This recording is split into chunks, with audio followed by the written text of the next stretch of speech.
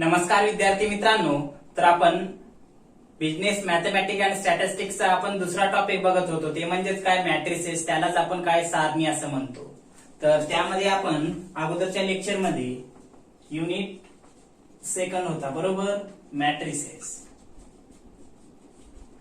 त्यालाच आपण काय सारणी असं म्हणतो बरोबर. तर त्यामध्ये आपण काल इंट्रोडक्शन बघितलात. इंट्रोडक्शन मध्ये सांगितलं का 1858 मध्ये काय आर्थर केली नावाचा एक गणित अर्थतज्ञ होता ब्रिटिश, त्याने काय केलं की या सारणी सिद्धांताची मांडणी केलेली आपण सांगितलेलं आहे. त्यासोबतच काय की या सारणीचा उपयोग गणित, भूमिती, अर्थशास्त्र, व्यापार, संगणकशास्त्र, मानसशास्त्र या सर्व शास्त्रात मोठ्या प्रमाणावर होत असलेला आपणास सांगता येऊ शकते. हे सारणी ही गणिताचीच एक शाखा म्हणून ओळखली जाते. त्यासोबतच आपण ही संकल्पना सुद्धा बघितलात. काय संकल्पना की सारणी कशा स्वरूपाची असते. 3 विद्यार्थिनींची काय वय, वजन आणि उंची आपण घेतलं आणि ते सारणी स्वरूपामध्ये आपण मांडणी केलेली आपण पाहिलेलं आहे अगोदरच्या लेक्चर मध्ये. त्यासोबतच व्याख्या बघितलात. व्याख्या काय पाहिला तो, सारणी म्हणजे दुसरं तिसरं काही नसून काय, चौरसाकृतीत संख्यांची पंक्ती आणि स्तंभामध्ये केलेली मांडणी म्हणजे आपण काय सारणी असं म्हटलेलं आहे बरोबर. कसं तर बघा, काल आपण पाहिलेलं आहे की हे चौरसाकृती बरोबर, किंवा मग अशी स्वरूप असं सुद्धा असू शकते किंवा या पद्धतीने सुद्धा असू शकते बरं का. ह्याच्यात केलेली मांडणी म्हणजे काय, ए बरोबर 1 2 3 4, हे बी बरोबर असू शकते काय 1 2 3 4 5 6 8 9, किंवा सी बरोबर 1 2 3 4 6 7 8 9 10. हे किती आहे, 2 × 2 ची सारणी आहे. हे 3 × 3 ची आहे. हे किती आहे, 3 × 4 ची आहे बरोबर, नाही ना, हा 3 × 4 ची. कसं 3 रो आहेत आणि 4 कॉलम आहेत म्हणून 3 × 4, हे लक्षात. तर या पद्धतीनं सारणी आपण पाहिलेलं आहे. काय, हे चौरसाकृती आणि पंक्ती आणि स्तंभात संख्यांची केलेली मांडणी म्हणजे आपण काय सारणी असं म्हणू शकतो. आणि आपण काल पाहिलेलं आहे, हे लक्षात. रेक्टँग्युलर मध्ये काय रो अँड कॉलमची काय केलेली असते, अरेंजमेंट केलेली असते, त्याला आपण काय मॅट्रिक्स असं म्हटलेलं आहे, अगोदरच्या लेक्चर मध्ये पाहिलेलं आहे. तर या लेक्चर मध्ये आपल्याला यानंतरचा पॉइंट यायचा आहे आणि तो म्हणजेच काय, सारणीचे प्रकार, टाइप्स ऑफ मॅट्रिसेस. काय बघायचे तर या लेक्चर मध्ये टाइप्स ऑफ मॅट्रिसेस,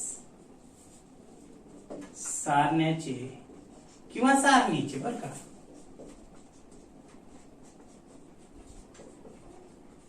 प्रकार ऑब्जेक्टिव्हला नक्की येते दरवर्षी बरं का, MCQ ला सारणीच्या किंवा सारणीच्या प्रकारावरती. तर टाइप्स ऑफ मॅट्रिसेस त्यामध्ये नंबर 1 सांगता येऊ शकते काय, पंक्ती सारणी. पंक्ती सारणी त्यालाच आपण म्हणू शकतो काय, रो मॅट्रिक्स, रॉ मॅट्रिक्स. हे लक्षात, रॉ मॅट्रिक्स. आता काय असते रॉ मॅट्रिक्स बघा, ज्या सारणीमध्ये, सारणी म्हणजे आपण पाहिलं काय, ही सारणी, हे लक्षात, चौरसाकृतीत केलेली संख्यांची पंक्ती आणि स्तंभाच्या स्वरूपात मांडणी म्हणजे काय आपण सारणी म्हटले. मग ज्या सारणीमध्ये फक्त एकच पंक्ती दिलेली असते, हे लक्षात, त्यास काय म्हणायचं, पंक्ती सारणी असं म्हणायचं. म्हणजे ज्या सारणीमध्ये काय फक्त एकच काय पंक्ती दिलेली असते, म्हणजे आडव्या स्वरूपामध्ये एकच हे दिलं जाते. त्या पंक्ती सारणीला आणखीन एक शब्द आहे बघा काय, ओळ सारणी सुद्धा. ओळ सारणी आपण म्हणतो एक ओळी, ओळ म्हणजे काय आडव्या ह्याच्यात, हे लक्षात, ओळ सारणी. हे किंवा बी बरोबर असं सुद्धा असू शकते 1 3, किंवा सी बरोबर असं सुद्धा असू शकते काय 1 2, आडव्या स्वरूपामध्ये बघायचं. यांना काय म्हणायचं, पंक्ती सारणी. A matrix having only one row is called as raw matrix. हे लक्षात, म्हणजे ज्या सारणीमध्ये फक्त एकच पंक्ती असते त्याला काय म्हणायचं, पंक्ती सारणी असं म्हणायचं. हे लक्षात. आता नंबर 2 काय, स्तंभ सारणी. स्तंभ सारणी बघा काय असते आता. स्तंभ सारणी म्हणजे कॉलम मॅट्रिक्स. कॉलम मॅट्रिक्स बघा काय, ज्या सारणीमध्ये फक्त एकच स्तंभ असतो. इथं पंक्ती सारणीमध्ये काय होतं, ज्या सारणीमध्ये फक्त एकच रो होती आडवी ओळ सारणी. हे लक्षात, म्हणजे a matrix having only one row. Row म्हणजे आपल्याला माहित आहे आडव्या ज्या काही असतात त्याला, आणि उभे जे असतात त्याला कॉलम म्हणतो. आता पंक्ती सारणी जर समजली तर कॉलम मॅट्रिक्स सुद्धा समजेल. म्हणजे रॉ मॅट्रिक्स म्हणजे matrix having only one row is called as काय, रॉ मॅट्रिक्स. तर स्तंभ सारणी किंवा कॉलम मॅट्रिक्स म्हणजे ज्या सारणीमध्ये फक्त एकच स्तंभ असतो किंवा मग एकच कॉलम असतो त्याला कॉलम मॅट्रिक्स असं म्हणायचं. A matrix having only one column is called as column matrix. तर बघा हे उदाहरण थोडक्यात सांगायचं झालं तर,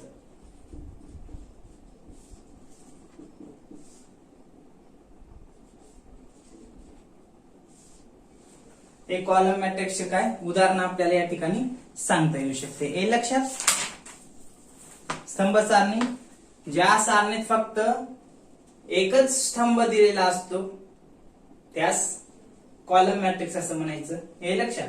हे उभे जे काय असतात कॉलम असतात. हे पंक्ती सारणी म्हणजे आडवे आणि स्तंभ सारणी म्हणजे उभे. हे उदाहरणामध्ये आपल्याला सांगता येऊ शकते. हे लक्षात.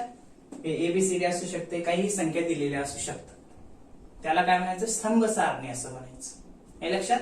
A matrix having only one row is called as काय, row matrix. A matrix having only one column is called as काय, कॉलम मॅट्रिक्स. हे दोन पंक्ती आणि स्तंभ सारणी या ठिकाणी सांगता येऊ शकते. त्यानंतर तिसरा प्रकार बघा काय, तिसरा प्रकार चौरस सारणी. चौरस सारणी त्यालाच आपण म्हणू शकतो square matrix. Square matrix.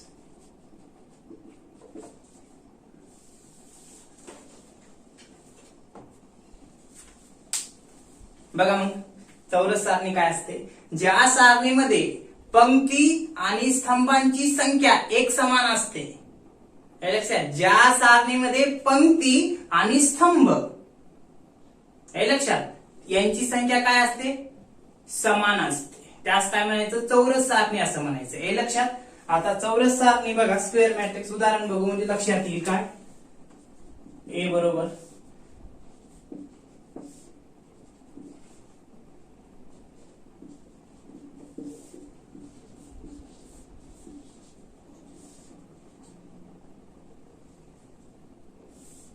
C उदाहरण घेऊ लगेच.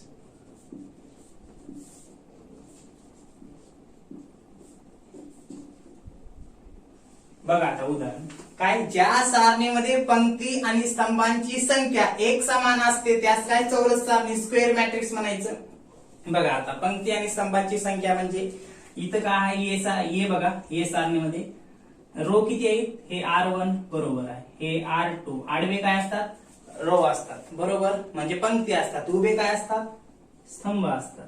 बघा मग हे R1 R2 इथं आडव्या दोन रो आहेत बरोबर, उभे बी दोन कॉलम आहेत का, आहेत. इथं बघा इथं R1 हे R2, इथं C1 कॉलम आणि इथं C2. इथं दोन पंक्ती आहेत आणि दोन स्तंभ आहेत बरोबर, इथं दोन पंक्ती दोन स्तंभ आहेत. इथं बघा किती आहेत, हे R1 हे R2 हे R3, तीन रो आहेत बरोबर, पंक्ती कॉलम बघा 1 2 3. हे लक्षात.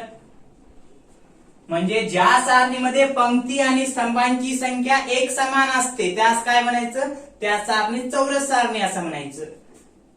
हे लक्षात. म्हणजे सारणीचे घटक 1 2 1 2 म्हणजे दोन रो आणि दोन स्तंभ आहेत. तसंच इथं बघा तीन रो आणि तीन कॉलम आहेत. असं जर असेल तर त्याला काय, चौरस सारणी असं म्हणायचं. हे लक्षात. समजलं. इंग्लिश मध्ये सांगायचं झालं, a matrix in which the numbers of row and numbers of column is equal to is called as square matrix. हे लक्षात. म्हणजे ज्या सारणीमध्ये स्तंभ आणि पंक्तींची संख्या किंवा मग पंक्ती आणि स्तंभांची अरेंजमेंट ही एक समान झालेली असते. हे जे काही सारणी आहे यामध्ये पंक्तीमध्ये जेवढे घटक आहेत तेवढे स्तंभामध्ये घटक आहेत, बरोबर. त्यासोबतच काय जेवढ्या रो आहेत तेवढ्याच कॉलम आहेत. तेव्हा अशा वेळेस काय म्हणायचं, चौरस सारणी म्हणायचं. हे लक्षात. Matrix in which numbers of rows equal to numbers of column is called as square matrix. या ठिकाणी आपण सांगू शकतो. तर हे झालं तिसरा प्रकार, चौरस सारणी. त्यानंतर आपल्याला सारणीच्या प्रकारातील चौथा प्रकार बघायचे, ते म्हणजेच काय, 4 नंबर. तर आपण म्हणू शकतो कर्ण सारणी, बरं का. कर्ण सारणी इंग्लिश मध्ये सांगायचं झालं डायगोनल मॅट्रिक्स. डायगोनल मॅट्रिक्स बघा, कर्ण सारणी काय असते, तर ज्या चौरस सारणी तुम्हाला कळाली काय, ज्या सारणीमध्ये पंक्ती आणि स्तंभांचे घटक कसे आहेत, सारखे आहेत. म्हणजे row R1 R2 C1 C2, म्हणजे ज्या सारणीमध्ये चौरस सारणी म्हणजे आपण काय, पंक्ती आणि स्तंभ यांची संख्या एक समान असते किंवा समान असते, त्याला आपण चौरस सारणी असं म्हणतात. आता कर्ण सारणी बघा, कर्ण सारणी म्हणजे ज्या चौरस सारणीतील कर्णाचे घटक हे शून्योत्तर किंवा शून्य नसलेल्या संख्या असून बाकी सर्व संख्या ह्या शून्य असतात, त्याला कर्ण सारणी असं म्हणायचं. आता कर्णाचे घटक म्हणजे समजून घ्या. तर सारणी आधी लिहितो.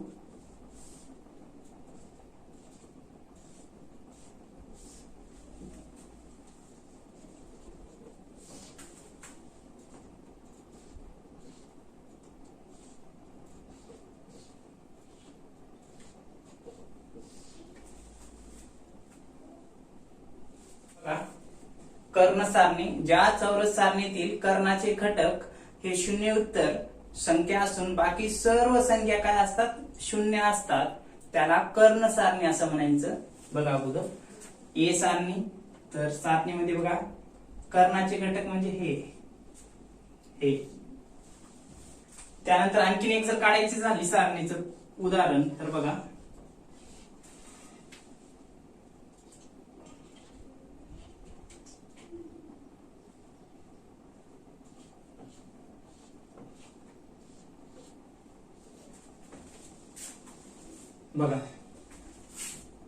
कर्णाचे घटक 1 3 5 आहेत, बाकी सर्व घटक शून्य आहेत, हे लक्षात. तर अशा वेळेस यांना काय म्हणायचं, तर कर्ण सारणी असं म्हणायचं. म्हणजे ज्या सारणीमध्ये कर्णाचे घटक हे शून्य नसून इतर संख्या असतात आणि बाकी सर्व संख्या त्या सारणीमध्ये शून्य असतात. कर्णाचे घटक म्हणजे 1 3 5 हे असे जी रेषा आहे त्याला कर्ण असं म्हणायचं का. कर्णाचे घटक हे असा कर्ण असतो आणि बाकी सर्व घटक शून्य असतात, त्याला कर्ण सारणी असं म्हणायचं, हे लक्षात. तर इंग्लिश मध्ये सांगायचं झालं तर त्या ठिकाणी आपल्याला सांगता येऊ शकते काय, अ मॅट्रिक्स